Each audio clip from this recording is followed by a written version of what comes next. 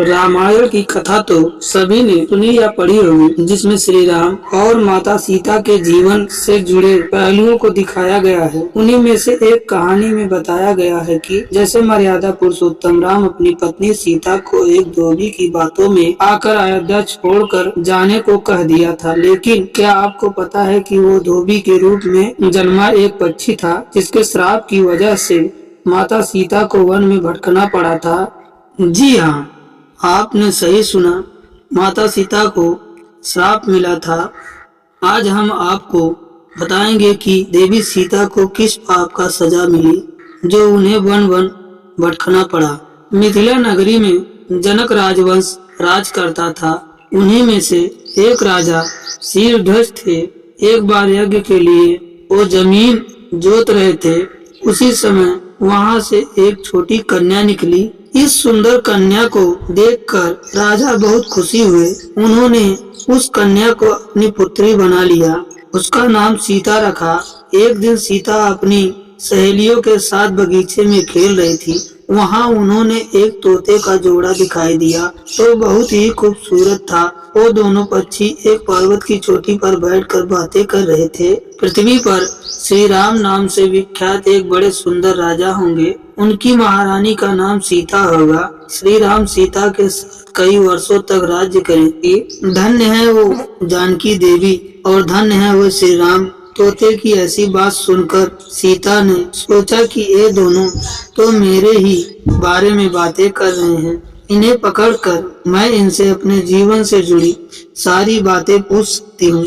इसलिए उन्होंने अपनी सहेलियों से उन दोनों पक्षियों को पकड़कर लाने को कहा। उनकी सहेलियां उस पर्वत पर गई और दोनों पक्षियों को पकड़कर ले आई। माता सीता उन पक्षियों से कहती हैं कि तुम दोनों बहुत सुंदर हो। देखो, डरो नहीं, मैं तुम्हें कोई नुकसान नहीं पहुंचाऊंगी। तुम बस मुझे ये बात बताओ, तुम कौन हो और कहां से आए हो? राम कौन है और सीता कौन है? तुम्हें उनके बारे में कैसे पता है? माता सीता के पूछने पर दोनों पक्षी बताते हैं कि एक बहुत विख्यात महर्षि वाल्मीकि हैं। हम दोनों उन्हीं के आश्रम में रहते हैं। महर्षि ने रामायण नाम का एक ग्रंथ लिखा, जिसका पाठ उन्होंने अपने शिष्यों को भी करवाया है।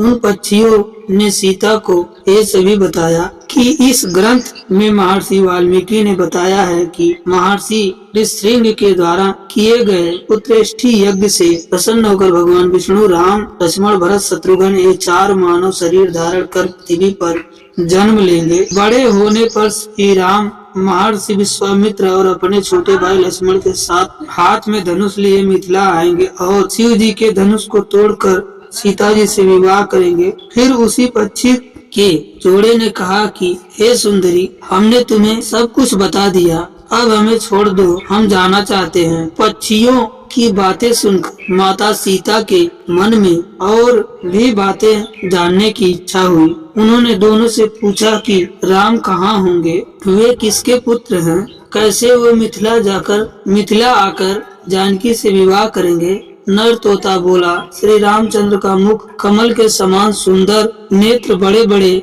और खिले हुए हैं, नासिका ऊंची पतली, भुजाएं घुटनों तक, गला शंख के समान होगा। मैं उनका क्या वर्णन करूं, जिनके गुणों का बखान सौ मुखों वाला भी नहीं कर सकता।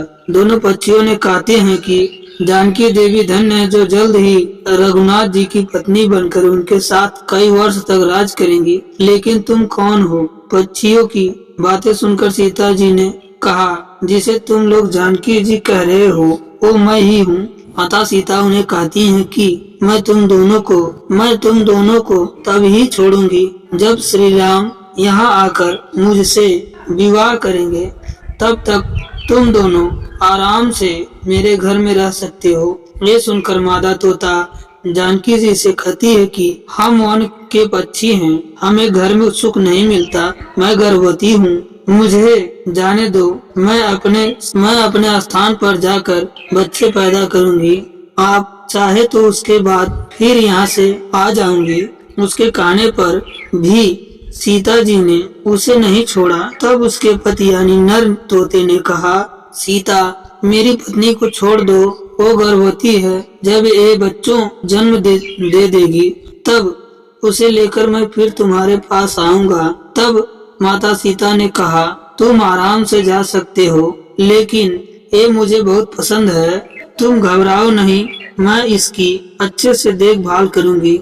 जब तक सीता जी ने उस मादा तोते को छोड़ने से मना कर दिया, तब वो पक्षी दुखी हो गया। पक्षी दोबारा सीता जी से निवेदन करता है कि मैं अपनी पत्नी के बिना जिंदा नहीं रह सकता, इसलिए इसे छोड़ दो। माता सीता, तुम बहुत अच्छी हो, मेरी प्रार्थना मान लो।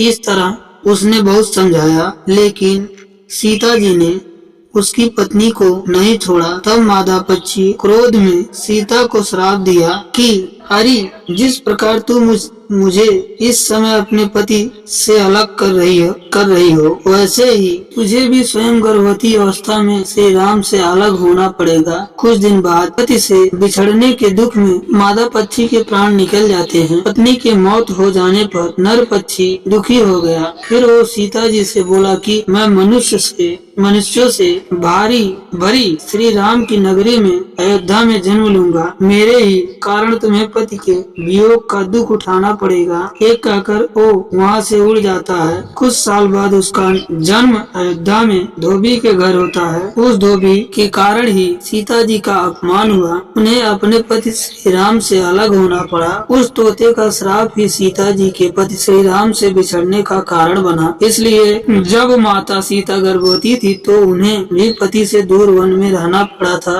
आपने अक्सर लोगों को कहते सुना होगा कि हमें हमारे कर्मों का फल हमें यही मिलता है। इस कहानी से ये बात सिद्ध होता है कि कर्म के फल से कोई भी नहीं बच सकता। फिर चाहे वो भगवान राम हो या सीता, सभी को अपने कर्मों का फल भोगना पड़ता है। धन्यवाद। यदि आपको यह जानकारी अच्छी लगी हो तो हमारे चैनल को लाइक